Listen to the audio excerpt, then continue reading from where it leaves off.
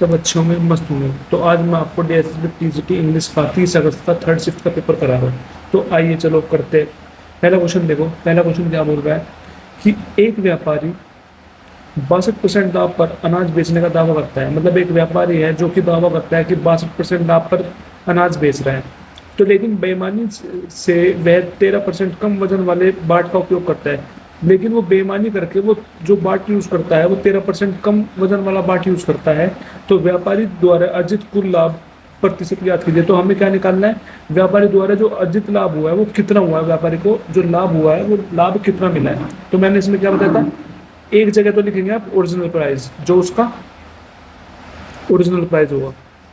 दूसरी जगह लिखेंगे जो जितने में वो बेच रहा है, मतलब सेलिंग प्राइस, क्रय मूल्य। ठीक। तो इसने बोला है कि एक व्यापारी जो है दावा करता है 62% लाभ पर। 62% दावा क्या करता है, वो दावा करता है कि 62% लाभ पर चीज बेच रहा है। मतलब 62% का मतलब है, 62% का फ्रैक्शन क्या होगा, 62% का मतलब 100। तो मतलब कोई चीज अगर 100 थी, 100 पे 62% का उसे लाभ मिल गया, तो कितने में बेची होगी उसने, 162 में। फिर उसने बोला है कि उसने बेईमानी करके जो बाट का उपयोग किया वो 13% कम वजन वाला बाट का उपयोग किया है।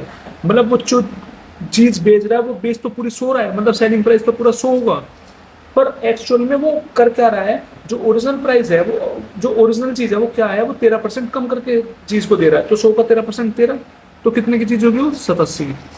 तो हमें बताना कितना लाभ हो। इस 100 से इधर का 100 कट गया, ये बच गया 87, ये बच गया 162। तो कोई चीज उसका ओरिजिनल जो प्राइस ओरिजिनल था स्टार्टिंग का था वो कितना था, 87। और जब वो चीज बेची उसे विक्रय मूल्य उसका क्या होगा, 162। तो इसे कितने का लाभ हुआ, इसे लाभ हुआ है 162 माइनस 87, कितना होगा 75 का। कितने का लाभ होगा, 75 का। तो हमें निकालनी है लाभ प्रतिशत। लाभ प्रतिशत कैसे निकालते हैं, लाभ ऊपर अपोन में जिससे चीजें जिससे बड़ी, मतलब जिससे लाभ बड़ा है, मतलब लाभ ऊपर अपोन में ओरिजिनल प्राइस नीचे। लाभ ऊपर मतलब लाभ 75 है, अपोन में ओरिजिनल प्राइस मतलब 87, इंटू परसेंट निकालने इंटू 100। ठीक। अब इसको कर दो सोल्व, तो क्या बन गया 8700 अपोन, सॉरी 7500 अपोन 87। इसको कर दो डिवाइड करना 7500 को 87 से। तो इसको मैं 90 मान के चलता हूँ। 90 720 के पास कितने में पूछेगा। अगर मैं 90 की मल्टीप्लाई 8 से कर दूँ तो 8 से मल्टीप्लाई करके किसके पास पहुँच जाएगा, ये लगभग 720 के पास। तो 87 की मल्टीप्लाई किससे करके देखो, 8 से। 87 की मल्टीप्लाई करके देखो 8 से, तो 87 से 56, 5 ऊपर, 8 64, 64 और 5 696। तो एक बार 9 से भी करके देख लो इसी बात पे। 87 9 जा 9 7 63, 6 ऊपर 9 8 72, 78 बड़ा बैठ रहा है। तो इसलिए हमें किससे करना पड़ेगा, 8 से ही करना पड़ेगा। कितना 696। तो 10 में से 6 गए 4 बचे, 14 में से 9 गए 5 बचे, 6 में से 6 गए 0 बचे। तो यहाँ से एक 0 उतार दिया। ठीक है। अब ये लगभग कितने पे कटेगा, अब 90 540 में कितने पे आता है। अगर 90 की टेबल में पढ़े तो 90 की टेबल में पढ़ेंगे तो 9 6 54। तो 6 से करके देखो, 87 को 6 से मल्टीप्लाई करके देखो। 87 की मल्टीप्लाई 6 से करेंगे तो क्या बनेगा, 7 6 42, 4 ऊपर 6 8 48, 4 52, कितना आ गया 522। तो मतलब कितना आ गया 87 522। तो कितना बच गया, 10 में से 2 गए 8 बचे, 3 में से 2 गया 1 बचा। अब कितना आ रहा है 87। तो 87 बन रहा है ना,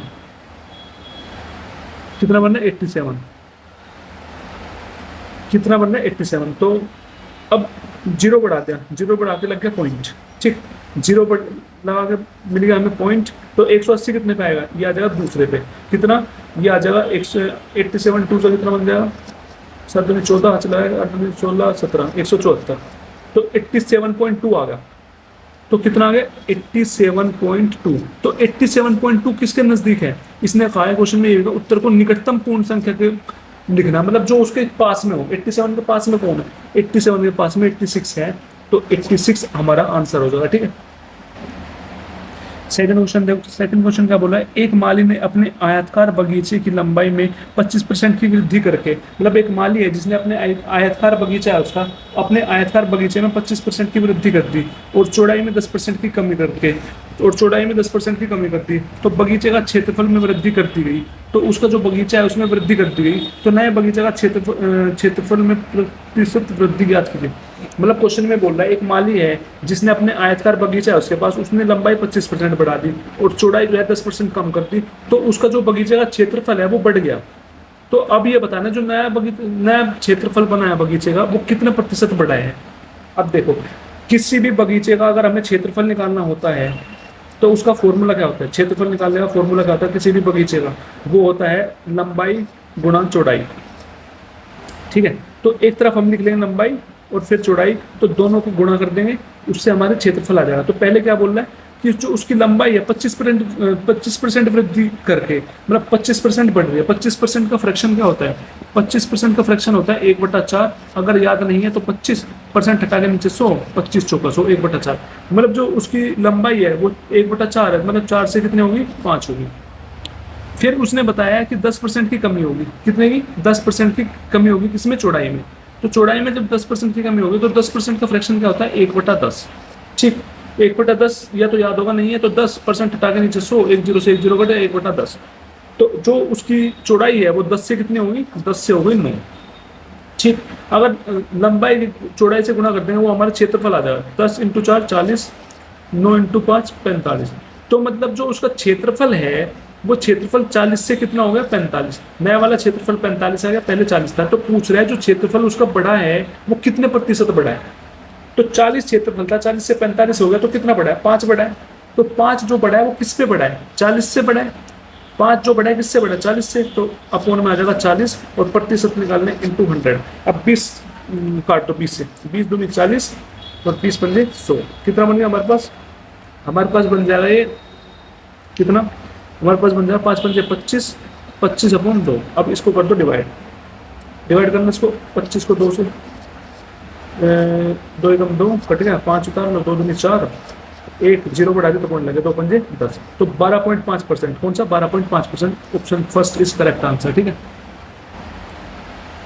थर्ड क्वेश्चन देख, थर्ड क्वेश्चन बोला किसी वस्तु को 2076 में बेचने पर अर्जित लाभ उसी वस्तु को 1524 में बेचने पर हुई हानि के बराबर है। मतलब ये कहा है कोई वस्तु है उसने 2076 में बेची और कोई वस्तु वही वस्तु उसने 1524 में बेची, तो 2076 में बेचने पर जो उसे लाभ हुआ था उतना ही उसे 1524 में जो चीज बेची है उस पर जो हानि हुई है दोनों बराबर हुए हैं। मतलब जितने उसे 2076 पे बेचने पर लाभ हुआ था उतना ही उसे 1524 पर बेचने पर उतना ही लॉस हो रहा है।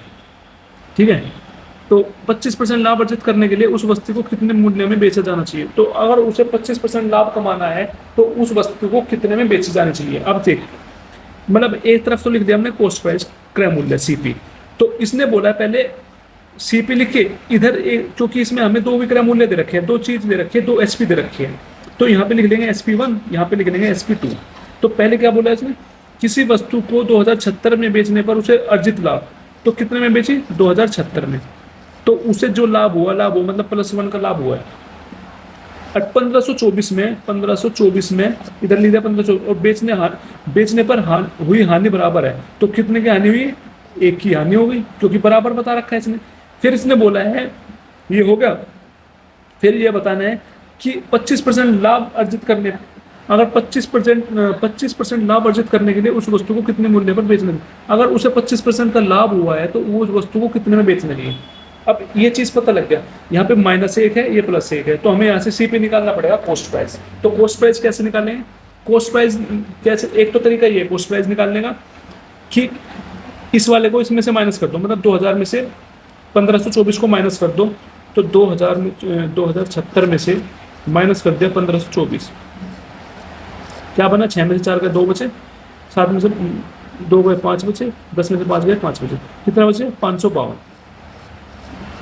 इसका डिफरेंस नहीं लिया और इसमें देख लो इसको, और जो ये लाभ लिखा है इसको ऐड कर देंगे, मतलब ये माइनस का है इसका भी डिफरेंस ले लेंगे, ये माइनस का है ये प्लस का है, तो दोनों आपस में जुड़ जाएंगे। तो माइनस, क्योंकि दोनों का साइन अलग अलग है तो दोनों जुड़ जाएंगे, तो कितना होगा 1 + 1 2, तो अपोन में आ जाएगा 2।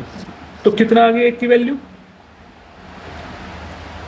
यहाँ से एक की वैल्यू 2 से डिवाइड कर देंगे तो एक की वैल्यू क्या आ जाएगी, 2 दूनी 4, एक बचे 2 सत्ते 14, एक बचे 2 छिक 12, तो एक यूनिट की वैल्यू आ गई 276, मतलब 276 आ गई। तो एक यूनिट की वैल्यू, इसकी वैल्यू मान लिया हमने 276, क्योंकि एक है ना ये, तो इसे 276 का लाभ हुआ है, मतलब कोई भी उस क्रय मूल्य होगा उस क्रय मूल्य पे 276 का लाभ हुआ है।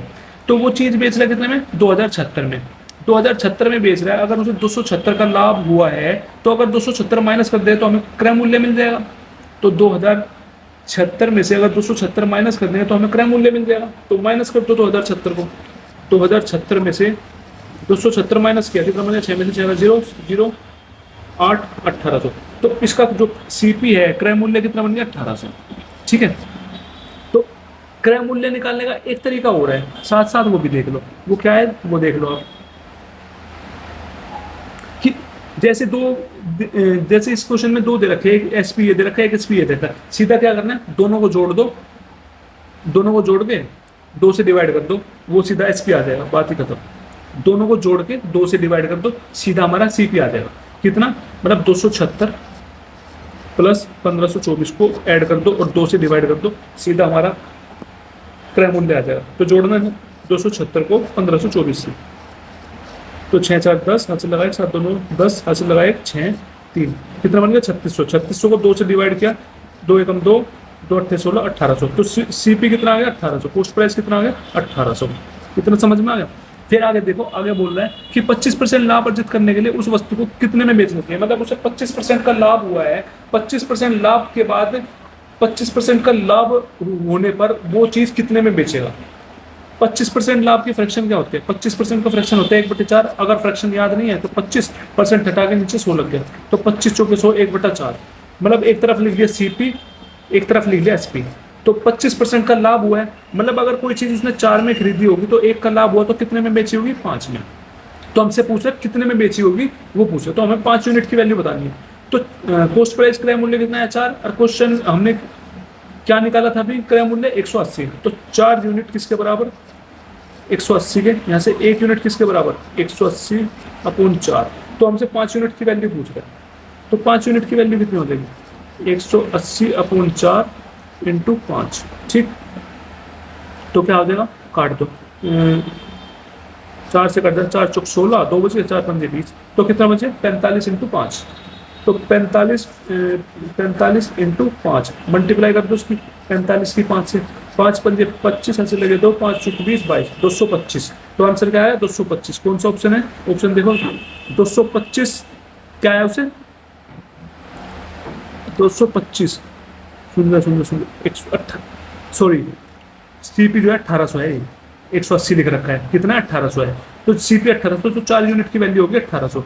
जब 1800 हो गई तो किस 1 यूनिट 1800 हो गई तो ये आ गई 450। तो 450 इंटू 5 करेंगे कितना आ जाएगा 2250, कितना 2250, तो 2250 आ जाएगा। तो ऑप्शन 3 इज करेक्ट आंसर। ठीक है, फोर्थ क्वेश्चन देखो, फोर्थ क्वेश्चन क्या बोल रहा है कि 2800 की राशि पर 10% वार्षिक ब्याज दर से 2 वर्षों में साधारण ब्याज ज्ञात कीजिए। मतलब कह रहा है 2800 की राशि है, 2800 रुपए है, उस पर 10% रेट लग रहा है 2 साल के लिए, तो हमें साधारण ब्याज बताना है। तो कितने राशि पर, 2800 राशि पर, मतलब ये होगा हमारा प्रिंसिपल, ये होगा हमारा मूलधन 2800, और रेट दे रखा है 10%, और कितने साल के लिए 2 साल के लिए। तो हमें निकालना साधारण ब्याज। तो साधारण ब्याज का फॉर्मूला क्या होता है, R इंटू टी, रेट कितना है 10 और टाइम कितना है 2, 10 दूनी 20, तो 20 यूनिट की वैल्यू निकालना है। तो प्रिंसिपल मूलधन कितना है 2800, आपको पता है मूलधन हमेशा 100 यूनिट होता है, 100 होता है, तो 100 यूनिट की वैल्यू 2800 के बराबर। 1 यूनिट कितना आ गया यहाँ से 2800/100, 2 जीरो से 2 जीरो कट गया, 1 यूनिट आ गया 28। तो हमें 20 यूनिट की वैल्यू निकालनी है, तो 20 यूनिट की वैल्यू क्या आ जाएगी 28 इंटू 20। तो जीरो को तो छोड़ दो, 28 की मल्टीप्लाई 2 में 28 दूनी 56, जीरो बढ़ा दो, कितना आ गया 560। Option 1 is correct answer. ये इसका दूसरा तरीका ये है, सीधा फॉर्मूला लगा दो साधारण ब्याज। साधारण ब्याज का फॉर्मूला होता है PRT/100। प्रिंसिपल कितना है 2800, रेट कितना है 10, टाइम कितना है 2/100, 2 जीरो से 2 जीरो कटी, तो 28 इंटू 10 दूनी 20, तो 28 इंटू 20 कितना आ जाएगा 560, वही आ गया।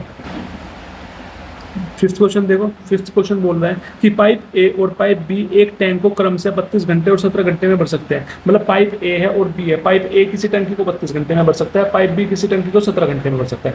यदि दोनों पाइप एक साथ खोले जाए, दोनों पाइप को एक साथ खोल दिया तो टैंक को भरने में लगने वाला समय ज्ञात कीजिए। तो हमें ये बताना है तो टैंक को भरने में कितना समय लगेगा। अब देख, एक टंकी भर रहा है 32 में, 32 घंटे में, दूसरी 17 में, तो इनका एलसीएम लेना कितना भारी हो जाएगा। तो इस टाइप के क्वेश्चन के लिए मैंने क्या बताया था, पर वो चीज़ कब लगती है जब दोनों, खाली जब दोनों पाइप को एक साथ खोला हो और ये पूछ रहा हो कितने समय में भर देंगे वो चीज़। तो समय निकालने के लिए कौन सा क्या फॉर्मूला लाते हैं, x into y upon x plus y. तो x कितना है 32 इंटू वाई कितना 17 अपॉन 32 प्लस 17 कितना बन जाएगा 32 इंटू 17 अपॉन 32 प्लस 17 कितना बन जाएगा 49। ठीक, अब 32 की मल्टीप्लाई 17 में कर दो, 7 दूनी 14 चलेगा, 7 21 22, तो 3 2 कितना बन गया 4 4 6, सॉरी 4 4 3 2 5 कितना बन गया 5 4 4 कितना बन गया 5 4 4 अपॉन 49।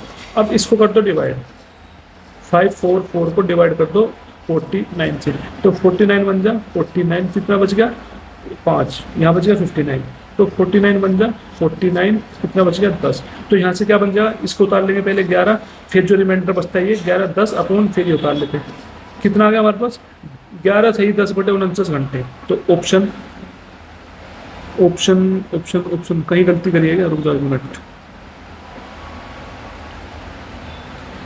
5 4 4 है ना, ये 5 4 4 है 49, 5 बचे 54, ये 54 है भाई 54। ठीक, ये 54 है 49 से कम 49, तो कितना बचेगा 5 बचेगा, तो 5 बचेगा तो पहले 11 उतारते हैं, फिर 5 आएगा, फिर रिमाइंडर उतार के फिर नीचे 49, तो 11 सही 5 बटे 49। ठीक, अब देखो नेक्स्ट क्वेश्चन देखो, नेक्स्ट क्वेश्चन क्या बोल रहा है, छठा क्वेश्चन क्या बोल रहा है, छठा क्वेश्चन हमको बोल रहा है असेंडिंग द फॉलोइंग रेशियो, हमें अनुपात दे रखा है, ये अनुपात देना है और इसको घटते क्रम में लगाना है। क्या क्या दे रखा है 25 बटे 19, 12 बटे 18, 26 बटे 3 और 13 बटे 5, इसको घटते क्रम में लगाना, मतलब पहले सबसे बड़ा फिर छोटा फिर छोटा फिर छोटा। तो क्या करेंगे आप, अब सीधा इसको डिवाइड कर लो, डिवाइड करके देख लो तो आपका जल्दी जल्दी डिवाइड कर लो तो पता चल जाएगा। पहले इसको डिवाइड करो 19 को 25 से,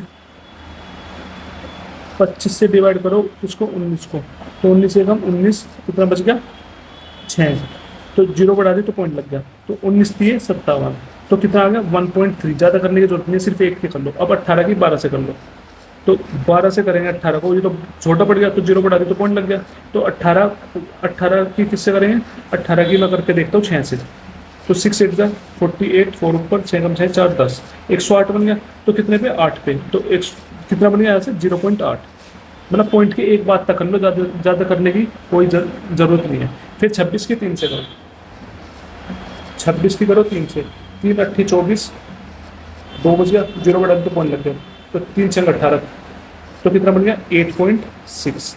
फिर बच जाएगा 13 बटे 5, 13 बटे 5 को कर लो, 13 है 5 है, तो 5 दूनी 10, 3 बच गया, 0 बढ़ा दी तो पॉइंट लग गया, 5 छंग 30, तो कितना बन गया 2.6।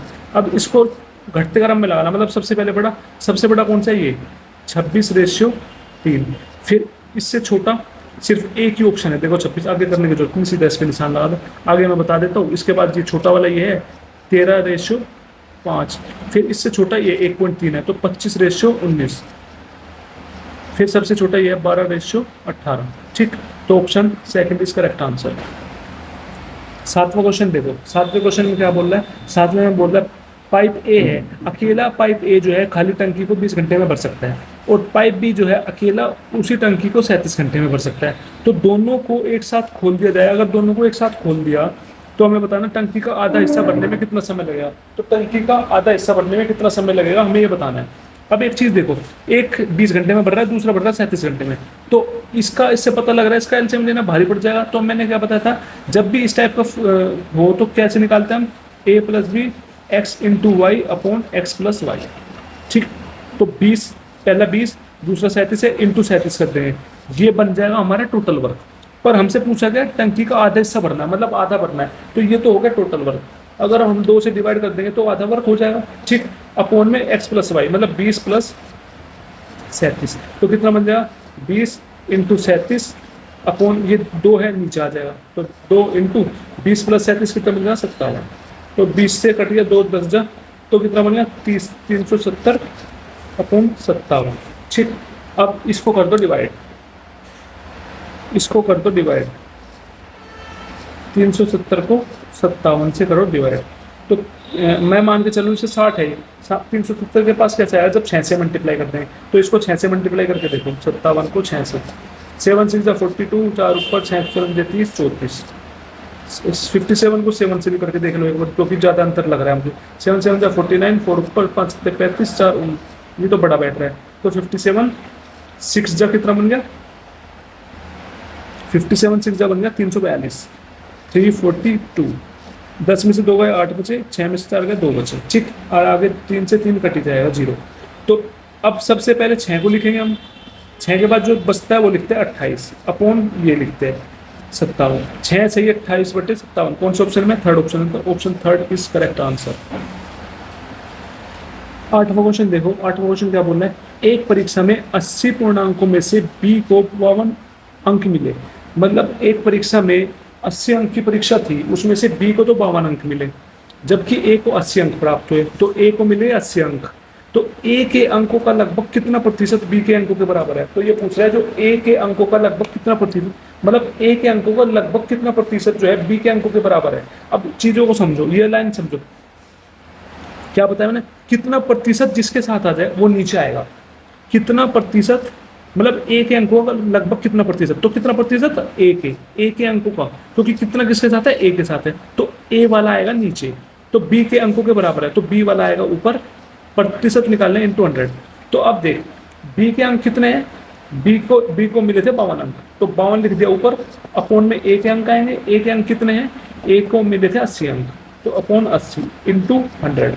अब ये प्रतिशत निकल जाएगी, काट दो, 20 चौक 80 और 20 पंजे 100, 4 से कट जाएगा, 4 एकम 4, 1 बच गया 12, 4 3 12, तो 13 इंटू 5, तो 13 इंटू 5 कितना बनेगा, मल्टीप्लाई कर दो 13 और 5 की, 5 3 15 से लगाए, 5 का 5 6 63, तो कितना सॉरी 5 13 की 5 से मल्टीप्लाई करनी है, 13 की 5 से, 5 3 15 हाथ से लगा 1, 5 का 5 6, कितने 65%, कितने 65%, ऑप्शन 4 इज करेक्ट आंसर।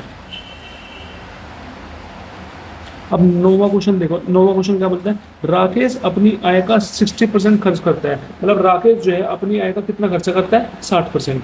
तो यदि वह 72,000 बचाता है, अगर वो 72,000 बचाता है तो उसकी आय ज्ञात कीजिए, तो उसकी आय क्या होगी। तो हम क्या करेंगे, एक तरफ लिख लेंगे आय, एक तरफ लिख लेंगे खर्च और एक तरफ लिख लेंगे बचत। ठीक, तो इसने कहा है कि राकेश अपनी आय का 60% खर्च कर लेता। मान ले उसकी आय थी 100, 60% खर्च कर देता है, 100 का 60% 60, तो खर्चा कितने कर देता है 60, और जब 100 में से 60 खर्चा हो जाता है तो बचते कितने 40। तो अब आगे बोल रहा है वह 72,000 बचाता है, कितने बचाता है 72,000, और हमने कितने निकाला बचत उसकी, कितना बचाता है वो 40। तो क्वेश्चन में दे रखा 72,000, तो 40 यूनिट किसके बराबर, 72,000 के, तो यहाँ से 1 यूनिट किसके बराबर आ गई, 72,000 अपोन 40, 1 0 से 1 0 गया, 4 से काट 2 से, 4 एकम 4 3 बच गया 32, 4 अट्ठे 32, 2 0, तो 1 यूनिट की वैल्यू कितनी आ गई 1800। तो अब इसने पूछा क्या है, इसने पूछा है कि उसकी आय ज्ञात कीजिए, उसकी आय मतलब 100 यूनिट की वैल्यू पूछ रहा है, तो निकाल दो, 1 यूनिट 1800 है, तो 100 यूनिट कितना हो जाएगा, 1800 इंटू 100 कितना बन गया, 18 2 0 और 2 0 कितना बन गया, 1,80,000, कितने 1,80,000। कौन सा option, option 4 is correct answer. 10वां क्वेश्चन देखो, 10वें में बोल रहा है कि एक बार ग्राफ दिखा रखा है जिसमें इसने अलग अलग जिले के बारे में बता रखा है, मतलब 2018 से 2023 तक के अलग अलग जिले के ये बता रखा है उसके अनाज उत्पादन कितना हो रहा है। 2018 से लेके 2023 के बीच में बता रखा है। 23 वाले में 2023 में तो है 500 जो है अनाज उत्पाद हो रहा है, 2022 में 455 उत्पाद हो रहा है अनाज का, 2021 में 400, ऐसे 2020 में 530, 2019 में 375। तो हमसे क्वेश्चन में क्या पूछ रहा है, 2018 से 23 की अवधि के दौरान औसत उत्पादन कितना है। तो 18 से 23 के बीच में जो अनाज का उत्पादन हुआ है उसका औसत निकालना है। क्या निकालना है, औसत उत्पादन बताना है। मतलब जब अनाज का औसत उत्पादन बताना है तो औसत निकालना पड़ेगा, मतलब सबका जोड़ करके अपोन में जितने भी है कितने 1 2 3 4 1 2 3 4 5 6, तो सबका जोड़ करके डिवाइड कर दो 6 से, मतलब 500 प्लस 455 प्लस 400 प्लस 530 प्लस 375 और प्लस 470, और कितने हैं टोटल 6, तो 6 से डिवाइड। अब क्या कर दो, अब जोड़ लो, मतलब पहले ऊपर ऊपर के जोड़ लो। 500 500 plus 400 900 900 plus 400 1300 1300 plus 1300 plus 1300 plus 500 1800 1800 plus 300 2100 2100 plus 400 2500, कितना बन गया 2500। अब ऊपर के जोड़ दो 55 55 प्लस 30 85 85 प्लस 75 कितना बन गया 160 160 और 70 230 230 अपोन 6। अब 2500 में 230 जोड़ेंगे कितना बन जाएगा 2730 अपोन 6। अब इसको कर लो डिवाइड, 2730 को 6 से 2730 को 6 से कर लो डिवाइड, 6 चौक 24 बचे 3 33 6 पंजे 30 बचा 3 उतार ले 0 6 पंजे 30, तो 455 आएगा। कितना 455, ऑप्शन 1 इज करेक्ट आंसर। 11वां क्वेश्चन देखो, 11वां बोल रहा है एक विक्रेता किसी वस्तु पर 25% की छूट देता है, मतलब एक विक्रेता है जो किसी वस्तु पर 25% की छूट देता है और फिर भी 53% का लाभ अर्जित करता है, फिर भी वो 53% का क्या करता है लाभ अर्जित कर देता है। तो क्रय मूल्य और अंकित मूल्य का अनुपात याद करना है, मतलब किसका क्रय मूल्य अंकित मूल्य का। मतलब हमेशा याद रखना जब भी कोई क्वेश्चन ऐसा हो जिसमें छूट भी दे रखी हो, साथ में छूट के साथ उसका लाभ भी दे रखा हो, और हमसे क्वेश्चन में पूछे क्रय मूल्य और अंकित मूल्य का क्या बताना है, अनुपात बताना है, तो इसका एक सीधा फॉर्मूला होता है। क्रय मूल्य मतलब सीपी और किसका अंकित मूल्य का अनुपात सीपी अपॉन एमपी निकालना है, तो इसका फॉर्मूला होता है 100 माइनस डिस्काउंट परसेंट, मतलब 100 माइनस जो छूट परसेंट है वो माइनस कर दो 100 में से, और 100 प्लस प्रॉफिट परसेंट, तो 100 में किसको जोड़ दो जो उसका लाभ है। ठीक, ये फॉर्मूला होता है, सीधा याद रखो। तो सीपी अपॉन एमपी मतलब हमें क्रय मूल्य और अंकित मूल्य का अनुपात निकालना है, तो क्या 100 माइनस डिस्काउंट परसेंट मतलब छूट का परसेंट, छूट परसेंट कितने 25, तो माइनस 25 अपॉन 100 प्लस प्रॉफिट मतलब लाभ, लाभ कितना है 53, तो कितना होगा 53, तो कितना बन गया 100 में से 25 गया 75 बचा, कितना बचा 75 अपॉन में ये बच गया 153, कितना बच गया 53। अब इसको देखो कटता हो काटो, 3 से काट के देखो, 3 दूनी 6 1 बचे 3 पंजे 15, इसको काटो 3 पंजे 15 और 3 एकम 1, तो 25 25 अनुपात क्या बना गया, तो ऑप्शन 1 इज करेक्ट आंसर।